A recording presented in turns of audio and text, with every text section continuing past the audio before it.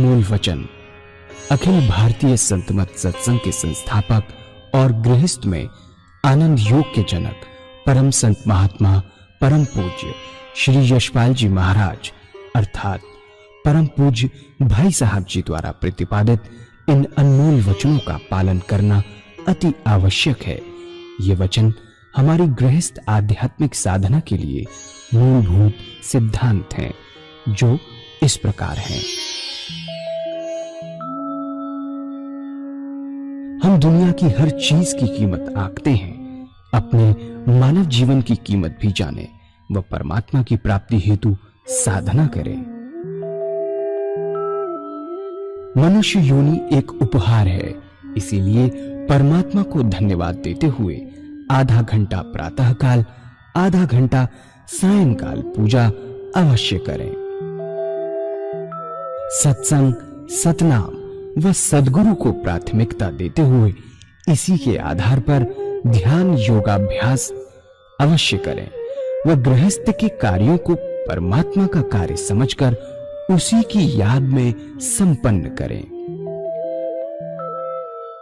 हर समय ये ध्यान रहे कि गुरु कृपा द्वारा परमात्मा की पवित्र सत्ता का हमारी आत्मा में वास है, अतः मन में निरंतर अपने इष्ट देव का जाप करें। मान सम्मान की इच्छा ना करें व अपमान से दुखी ना हो। परमात्मा के अतिरिक्त किसी और का भय ना करें। दूसरों की बुराई न करें, न सुने, सत्य व मधुर बोलें, अश्लील शब्द मुंह से ना निकालें, सभी से नम्रतापूर्ण व सुंदर व्यवहार करें। धर्म पत्नी के अतिरिक्त अपने से बड़ी से माता जैसा, बराबर की से बहन जैसा व छोटी से पुत्री जैसा व्यवहार करें। सांसारिक जीवन यापन की आवश्यकताएं अंतहीन है, इसलिए अधिक से अधिक समय सत्संग में व धन परोपकार में खर्च करें। याद रखें, न स्त्री माया है, न धन दौलत, न ही परिवार। माया वह है जो हृदय को परमात्मा से दूर हटा दे। अतः निरंतर सत्संग और सद्गुरु की शरण में रहने का प्रयास करें। भोजन अपने इष्ट को अर्पण कर प्रसाद रूप में परमात्मा की याद में करें। रात्रि में सोने से पहले अच्छे बुरे कार्यों का आत्मनिरीक्षण कर उसका समुचित पश्चाताप करते हुए ध्यान करें व प्रभु की गहरी याद में ही विश्राम करें। परमात्मा तू ही है, तेरी इच्छा पूर्ण हो।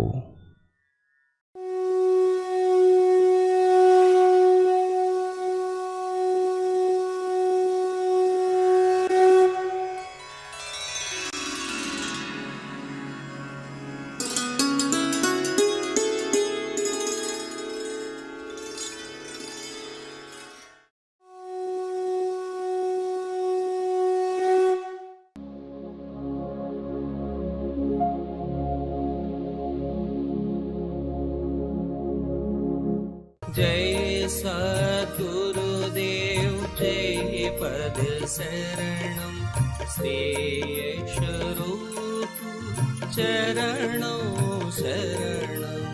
जय सद्गुरुदेव जय पद शरणम श्रेयस रूप चरणों शरणम। पूज्य माता और बंधुओं, तुलसीदास जी ने पूजा करने के लिए बहुत सुंदर तरीका वर्णन किया है और ये तरीका हर एक पर लागू होता है, चाहे किसी भी महत्व का मानने वाला हो, किसी भी धर्म का अनुयायी हो, सभी पर लागू होता है।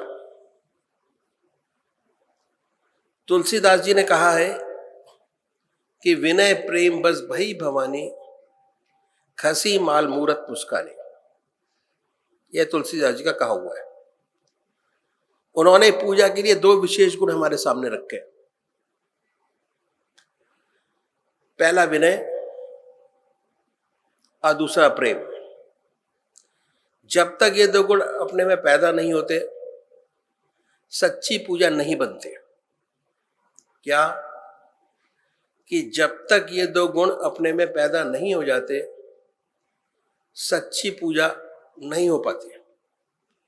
विनय एक ऐसा सुंदर गुण है जो दूसरे के हृदय को अपनी ओर खींचता है। विनयशील मनुष्य दूसरे के हृदय को अपनी ओर आकर्षित कर लेता है। यह विनय की महत्ता है। गीता में भगवान श्री कृष्ण ने बहुत सुंदर बात कही। वो कहते हैं कि अगर आप ब्रह्म ज्ञान चाहते हैं तो ऐसे व्यक्तियों के पास जाए जिन्हें ज्ञान उपलब्ध है। जो ब्रह्म ज्ञानी है उनकी सेवा छल कपट छोड़कर करें तो ये ज्ञान आपके हृदय में उड़ेल देंगे। ये हृदय का ज्ञान है,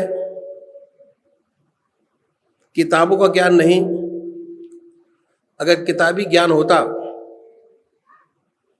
तो भगवान कृष्ण ने कहा होता गीता पढ़ लो, ब्रह्म ज्ञानी हो जाओगे। ये हृदय का ज्ञान है, हृदय से आता है। संतों का हृदय निरंतर भगवान की याद में लगा रहता है। यही संत की परिभाषा है। संत वे है जिसका हृदय भगवान की याद में डूबा रहे।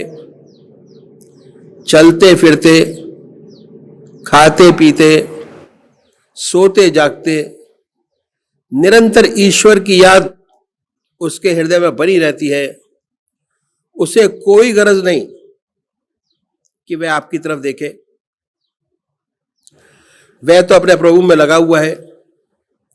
उसका हृदय अपने मालिक कुल से लगा है। अगर आप चाहते हैं कि आपके हृदय में वही प्रेम जागृत हो जाए परमात्मा के प्रति, आपका हृदय भी निरंतर ईश्वर की याद में डूबा रहे, तो आपको ऐसे संत का हृदय अपनी ओर खींचना होगा। और जब उसकी प्रेम भरी दृष्टि ऐसे सुपात हृदय पर पड़ेगी तो वह हृदय भी प्रेम से भर जाएगा। उसके हृदय में भी प्रभु की निरंतर याद जारी हो जाएगी। ये बड़ी भेद की बात है और ये विनय से आती है। आप कहीं पर भी जाएं, विनय से जाएं और अपने हृदय को खाली करके जाएंगे तो आपका हृदय जरूर महक जाएगा। यदि आप पूर्ण धारणा से जाते हैं और अपने मन को खाली नहीं करते तो जुकाम होने की वजह से शायद उसकी महक से महरूम रह जाएंगे। पहली बात यह विनय। जहां विनय है वहां भक्ति मिलती है, भक्ति प्राप्त होती है विनय से। सच्चा भक्त अपने मालिक के सामने विनय से सदा झुका रहता है। पहला गुण पूजा का है विनय। जहां विनय है सच्ची भक्ति उपलब्ध होती है। ये पूजा का पहला गुण है। తులసీదాస్ గారు పూజ చేసుకునేటువంటి విధానాన్ని చాలా చక్కగా వర్ణించారు. ఈ పూజా విధానం ఏ మతానికి, ఏ జాతికి, ఏ సిద్ధాంతానికి సంబంధించిన వారైనప్పటికీ కూడా సర్వసామాన్యంగా అందరికీ కూడా అందేలాగా వర్ణించారు. సంత మహాత్ములైనటువంటి తులసీదాస్ గారు ఈ విధంగా చెప్పారు. వినయ ప్రేమ బస్ భయి భవానీ కసి మాలు మూరత మూసుగాని. పూజ కోసం రెండు విశేషమైనటువంటి గుణాలు చాలా అవసరమని మనకు ప్రతిపాదించారు. అందులో మొదటిది వినయం, రెండోది ప్రేమ. ఈ రెండు గుణాలు కూడా మనలో కలగనంత వరకు కూడా నిజమైనటువంటి పూజ చేయబడదు. ఈ వినయం ఇతరుల యొక్క హృదయాలని మన వైపు ఆకర్షించుకునేటువంటి ఒక సుందరమైనటువంటి గుణం. వినయశీలుడైనటువంటి మనిషి ఇతరుల హృదయాలని తన వైపు ఆకర్షించుకుంటాడు. ఇది వినయం యొక్క మహత్వం. భగవద్గీతలో కృష్ణ పరమాత్మ కూడా ఏమని చెప్పారంటే, నిజంగా ఆత్మజ్ఞానమే కావాలి అంటే నిష్కల్మషంగా మహాత్ముల్ని ఆశ్రయించి వారిని సేవించి వినయపూర్వకంగా వారి వద్ద ప్రవర్తించినట్లయితే వారు వారి అనుభవపూర్వకమైనటువంటి ఆత్మజ్ఞానాన్ని హృదయంలో ప్రవేశపెట్టగలుగుతారు. ఈ ఆత్మజ్ఞానం అనేది హృదయం యొక్క జ్ఞానం, పుస్తకాల వల్ల వచ్చేది కాదు. ఇది పుస్తకాల వల్ల వచ్చేది అయి ఉంటే శ్రీకృష్ణ పరమాత్మ భగవద్గీత చదువుకో బ్రహ్మజ్ఞానం అయిపోతావు అని చెప్పేవారు. కానీ ఇది హృదయం యొక్క జ్ఞానం, హృదయం ద్వారానే వస్తుంది. మహాభక్తులు మహాత్ముల హృదయాలు నిరంతరం ఆ పరమాత్మ జ్ఞానంలో లగ్నమై ఉంటాయి. ఎవరి హృదయం అయితే నిరంతరం నడుస్తున్నా, నిద్రపోతున్నా, మెలకువలో ఉన్నా ఆ పరమాత్మ ధ్యానంలో లగ్నమై ఉంటుందో వారినే నిజమైన భక్తులు అనవచ్చు. అటువంటి మహాపురుషునికి మన వైపు చూడవలసినటువంటి అవసరం ఏముంటుంది అని ప్రశ్నిస్తున్నారు. ఆయన మనస్సు నిరంతరం ఆ పరమాత్మలో లీనమై ఉంటుంది. ఒకవేళ మీరు మీ హృదయంలో కూడా అదే విధమైనటువంటి ప్రేమ జాగృతం అవ్వాలని, పరమాత్మ యందు మీ హృదయం కూడా ఆయన జ్ఞాపకంలో నిరంతరం మునిగి తేలుతూ ఉండాలని కోరుకున్నట్లయితే అటువంటి మహాపురుషుని హృదయాన్ని మీ వైపుకు ఆకర్షించుకోవాలి. ఎప్పుడైతే అటువంటి మహాపురుషుని యొక్క ప్రేమతో నిండినటువంటి దృష్టి ఇటువంటి సుపాత్రత కలిగిన హృదయం మీద పడుతుందో ఆ హృదయం కూడా ప్రేమతో నిండిపోతుంది. ఇంకా ఆ హృదయంలో నిరంతరం ఆ పరమాత్మ యొక్క జ్ఞాపకం నిండి ఉంటుంది. ఇది చాలా రహస్యమైనటువంటి విషయం. కేవలం వినయంతో మాత్రమే సాధ్యమవుతుంది ఇది. అలాగే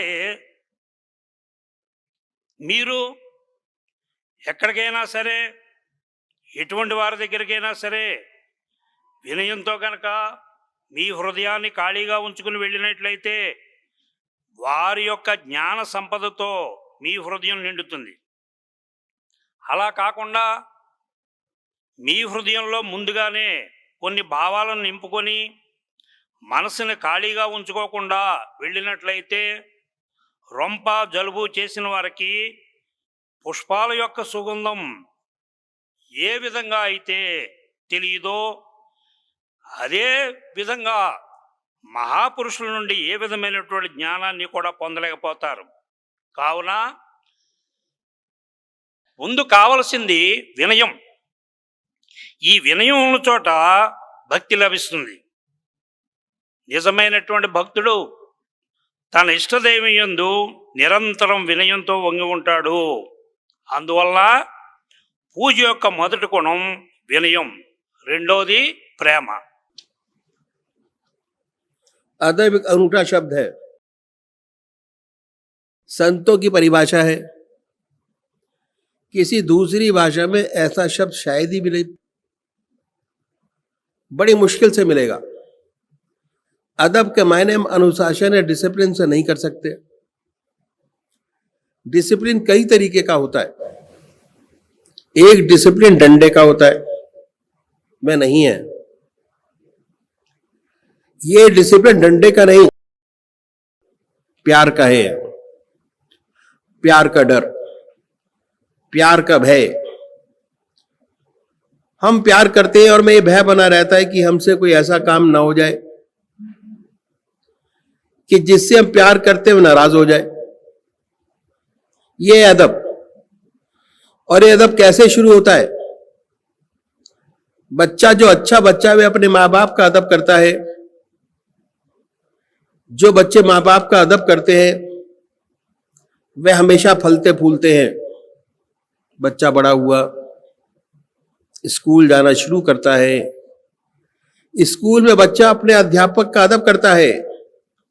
जो बच्चे अपने अध्यापक का अदब करते हैं उन्हें सच्ची विद्या प्राप्त होती है.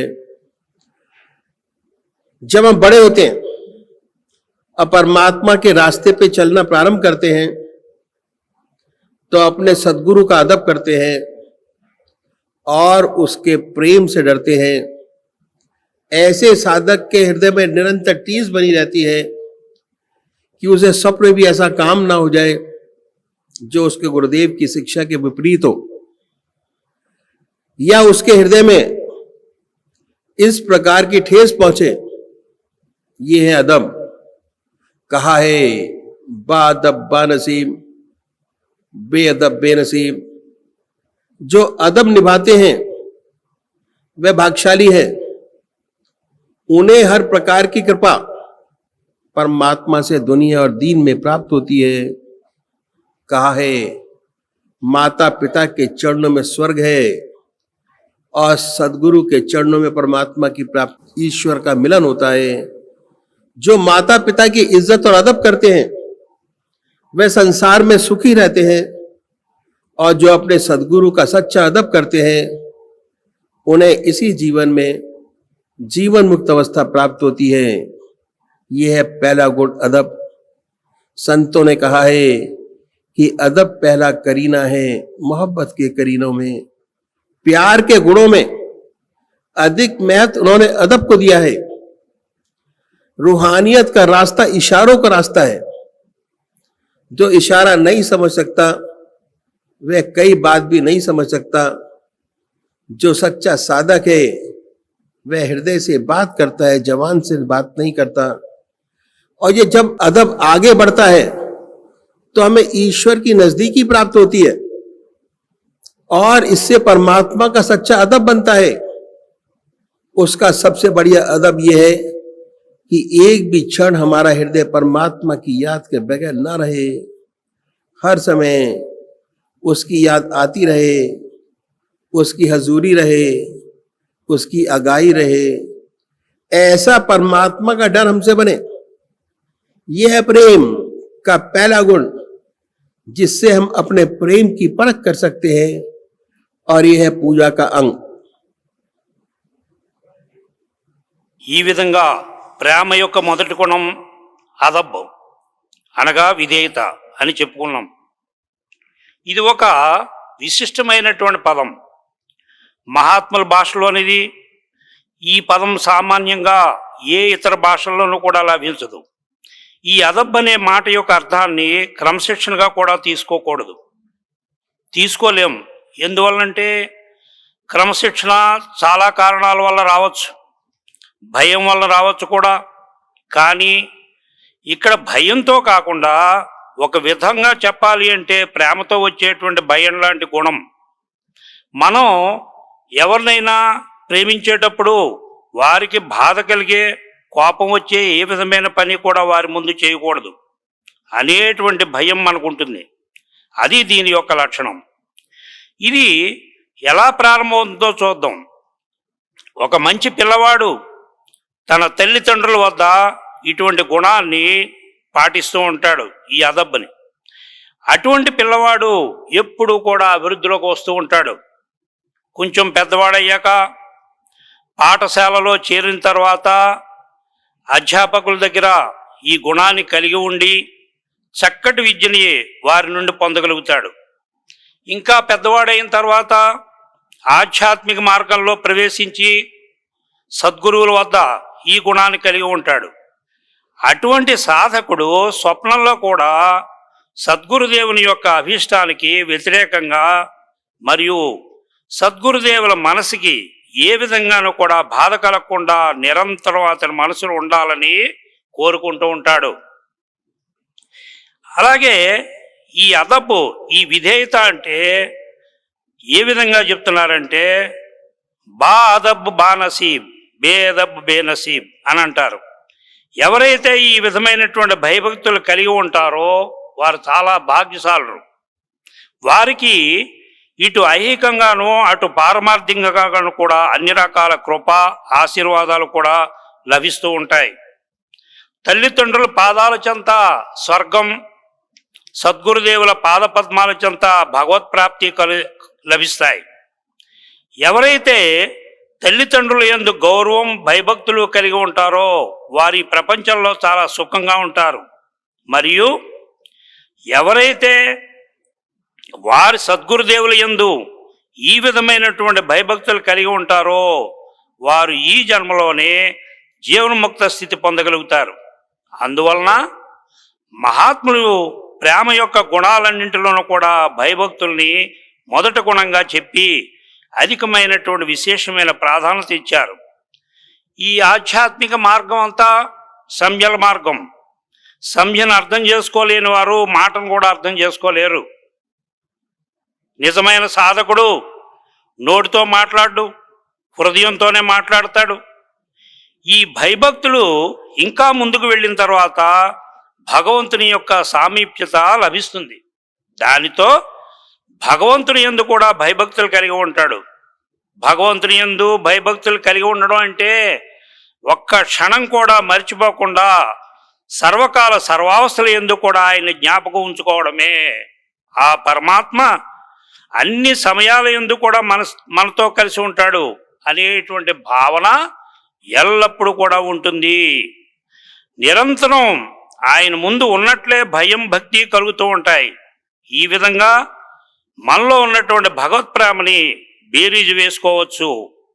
ఈ వినయం మరియు ప్రేమ ఈ రెండు పూజ యొక్క ముఖ్య అవయవాలు.